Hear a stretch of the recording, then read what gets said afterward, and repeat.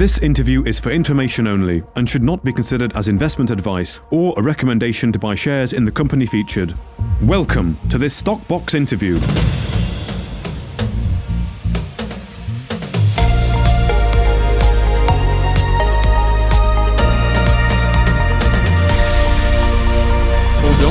CEO of Power Metal Resources is joining me today to get a bit of an update across some of the recent developments in the portfolio.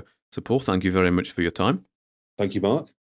You are very active, of course, with your projects. There's been a lot of media put out recently, I have seen. So let's do a quick roundup on some of the latest developments. I believe that the Tait project, you've completed drilling there. Yeah, so that's Tait in Botswana, focused on gold and nickel.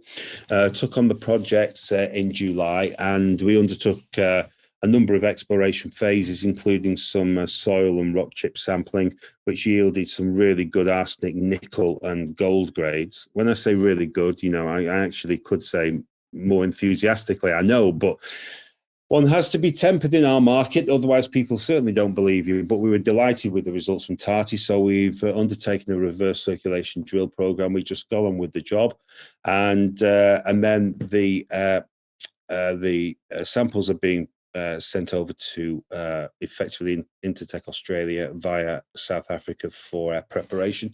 And we're looking forward to getting those results. The size, there's multi-kilometre anomalies at Tait for gold and nickel. It is one of those really exciting projects, and it's one part of our Botswana business, which is, of course, one part of our global business, but it's a very significant one for us, and it's one of the first 100% projects that, people have seen how fast we move when we have control, operational control. We don't hang around. And that's an interesting thought. Joint ventures definitely have their place, but I've been grateful with Tait and other projects to show how fast we move as a business when we make all the decisions about exploration and implementation. Okay, well, let's have a look now at FDR, that is First Development Resources, which is where all your Australian projects are that will eventually be spun off into an IPO. You've had a license grant, haven't you, the Walal project?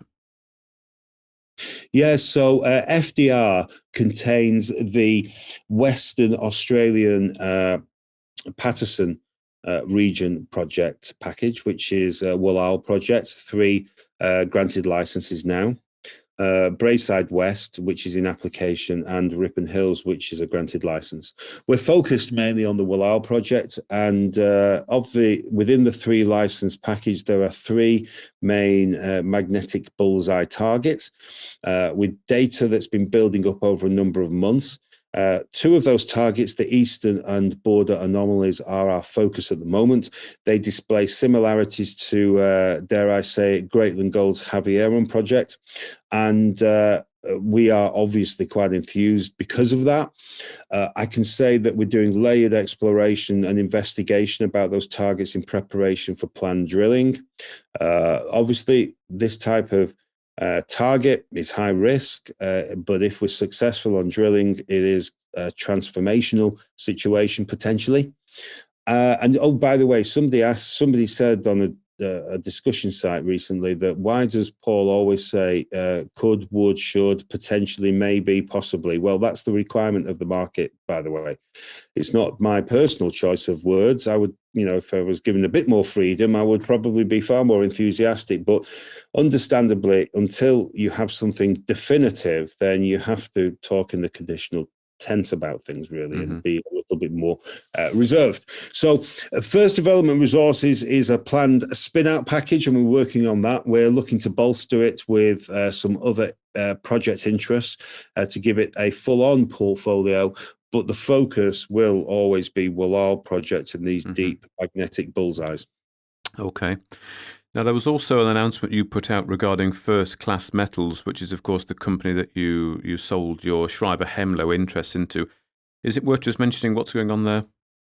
Yeah, sure.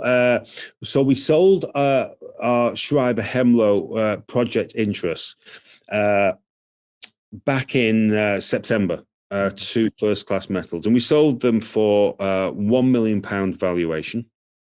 And we took that valuation in shares in First Class. And we're now sat with circa 36% of first-class metals. They're seeking a listing in London this year.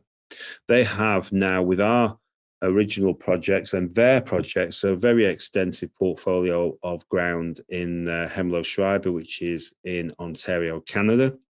They're sat next to some very interesting ground where Palladium 1, which is a larger explorer listed in Canada, is currently exploring and finding some great things from their work.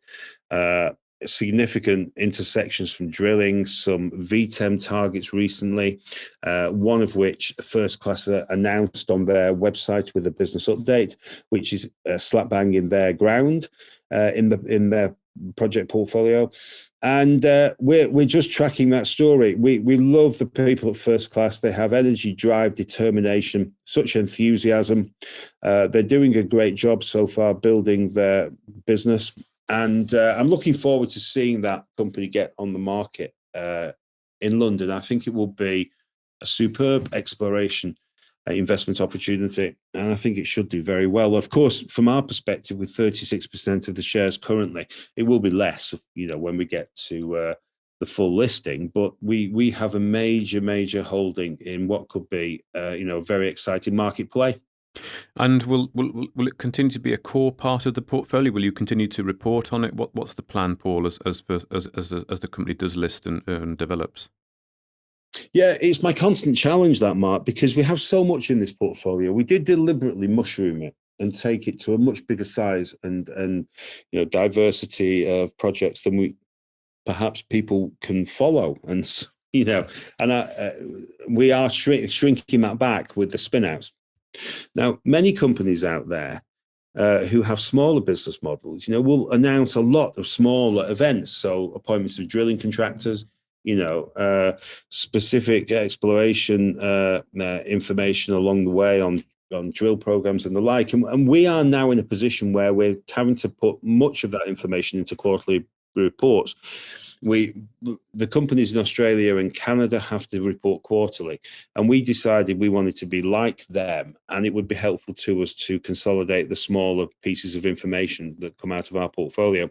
So yeah, we'll try our best to keep the communications flowing about the spinouts, about disposals, to keep them in the market's eye, so that they get the best kind of lead into their own listings.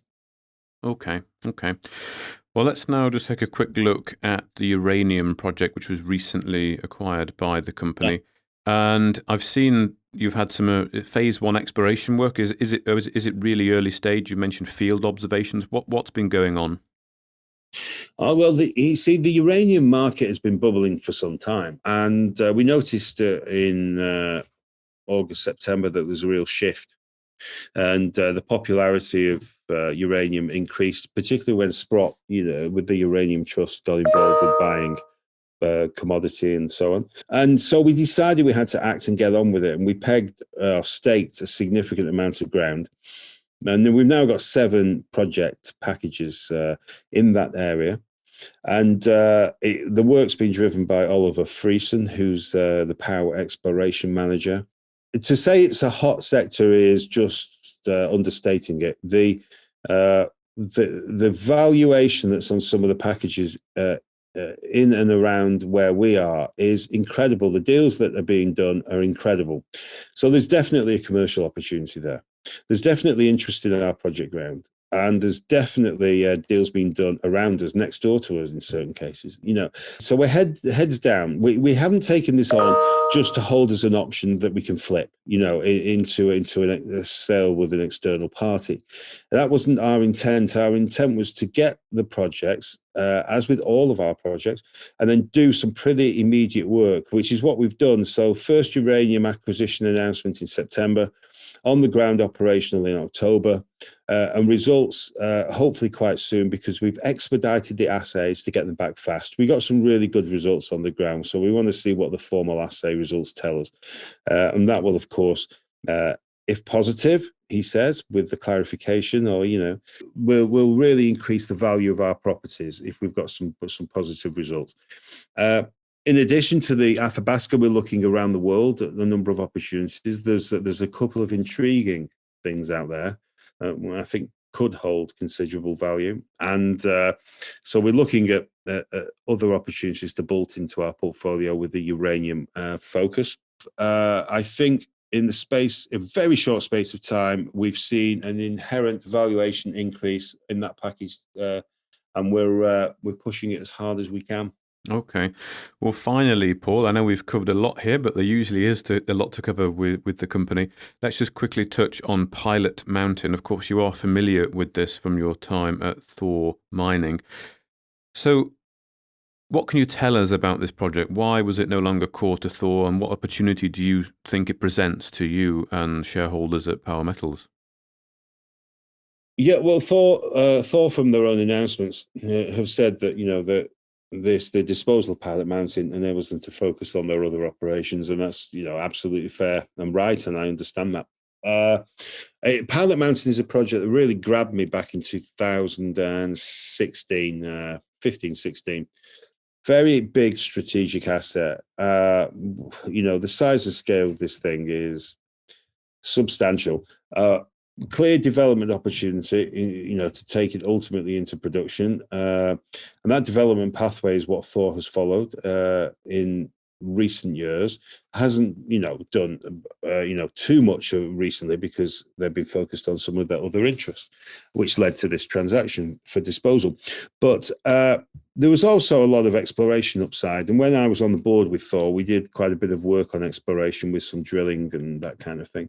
And it just has scale. And when you go there, as I did in November 16, and see it, and you see the former processing plant at the bottom of the hill, and you see the amount of material that's been taken out of the mountain itself, and then you see this area over which it extends with the main desert scheelite deposit and the satellite deposits, and we're intrigued as to what lies between those satellite deposits. They haven't just sprung up, as it were. There's what's the connectivity, and just looking more generally at the project to see if we can take it up to the next level from a resource perspective.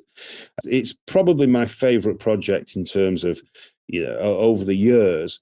I've always wanted to be involved with, and I was when I was on the board of Thor, and now I have this opportunity being on the board of POW, and having this opportunity come within our portfolio is a great thing. So we'll see what happens. It is a bit of a monster. I tell you what, Mark, for the first time, we're no longer a business that just has exploration projects. We have one of the largest JORC compliant resources of an AIM junior within our kind of portfolio now. It's a substantial resource. So we've kind of gone to the next level as well in terms of developing our business. Mm-hmm. Excellent. Okay, well, thank you very much, Paul Johnson, the CEO of Power Metal Resources, for bringing us up to speed on everything. Thank you very much for your time. Thanks, Mark. If you enjoyed this interview, then give us a thumbs up, a like or a retweet. Subscribe to us on YouTube or follow us on Twitter and hit that notification bell to be the first to know when we release new content. There's loads of great content on our website too, across all our programs at stopboxmedia.com. Thank you for watching.